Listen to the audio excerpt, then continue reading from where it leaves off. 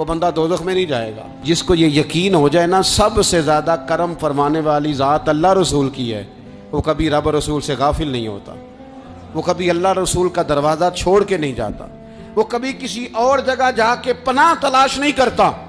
جسے پتہ چل جائے نا وہ کریم کتنا ہے، مہربان کتنا ہے۔ مولا رومی رحمت اللہ علیہ فرماتے ہیں بہت بڑا مجرم تھا ایک بندہ، بہت بڑا گناہگار تھا، بت کو پوجتا تھا، تھک گیا، ساری رات بت کے سامنے کھڑا تھا، معاذ اللہ یا صنم یا صنم یا صنم کہتے، تھک گیا، نیند آ گئی، اونگ آ گئی۔ جب پوری طرح نیند آ گئی اور دماغ پہ نیند قبضہ کرنے لگی تو اس کے منہ سے نکل گیا، صنم صنم کہہ رہا تھا نا، نکل گیا یا صمد، او بے نیاز مالک۔ رب کریم نے فرشتوں سے فرمایا دوڑ کے جاؤ، جو کہتا ہے اسے دے دو۔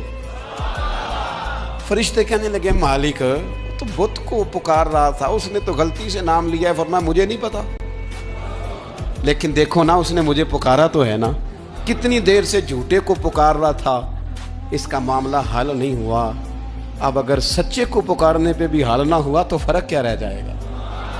دے دو جو مانگتا ہے، دے دو۔ میرے دوست گر پتہ چل جائے وہ کریم کتنا ہے، وہ مہربان کتنا ہے۔